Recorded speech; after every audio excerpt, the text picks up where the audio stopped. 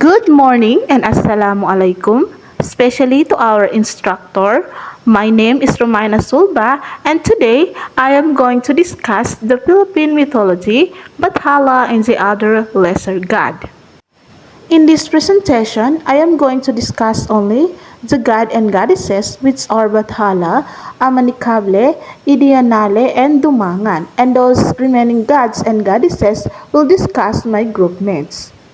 We all know that Philippines was colonized by so many countries. Some groups during the pre-Spanish conquest era believed in single supreme who created the world and everything in it, while others chose to worship a multitude of tree and forest.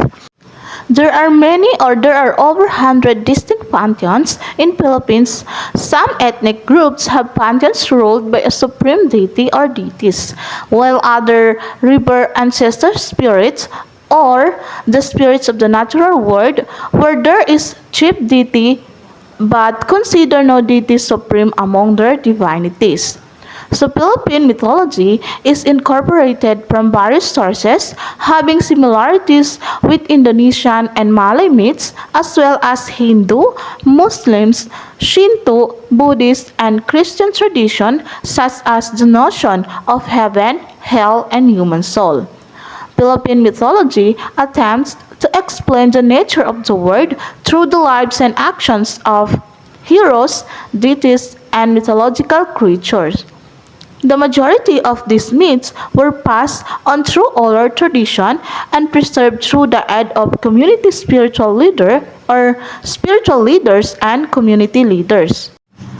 Ancient Philippine mythology varies among the many indigenous tribes of the Philippines. So the stories of ancient Philippine mythologies include deities, creation stories, mythical creatures, and beliefs. So we have here the gods and goddesses among the Tagalog of the ancient Philippines. The first part, as shown below, were the residents of Kaluwalhatian of the ancient Tagalog skyward. The first one is Bathala. Bathala was supreme god and creator deity, also known as Bathala May Kapal, Lumikha and Aba, an enormous being with control over the thunder, lightning, flood, and fire and earthquake. Referred by Muslims as Antala, and Tigmamanukin is attributed to Bathala. Bathala, the highest-ranking deity and creator of all things, he had three daughters to a mortal wife named Mayari, Hana, and Tala.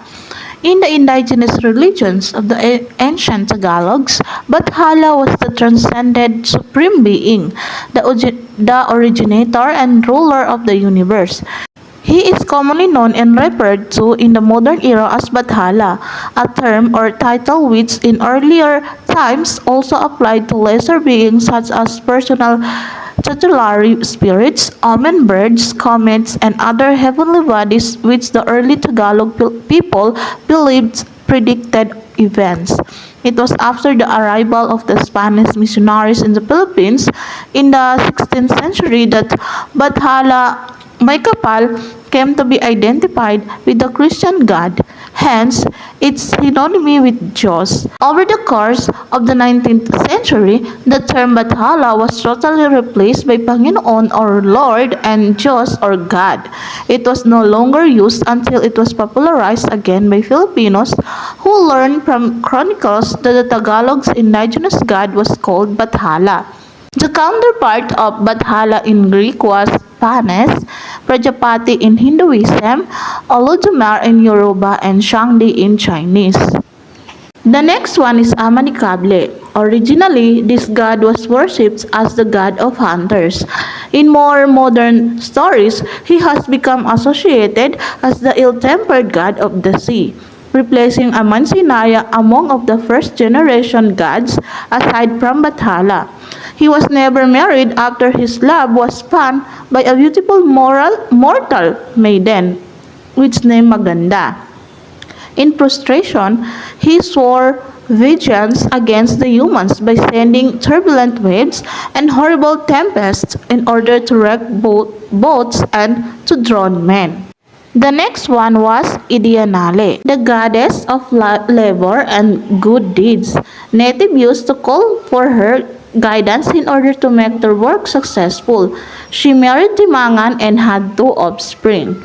Idianale was mother of Dianale. Lakapati and Idianale were the patrons of cultivated lands and of husbandry. Idianale, the goddess of labor and good deeds.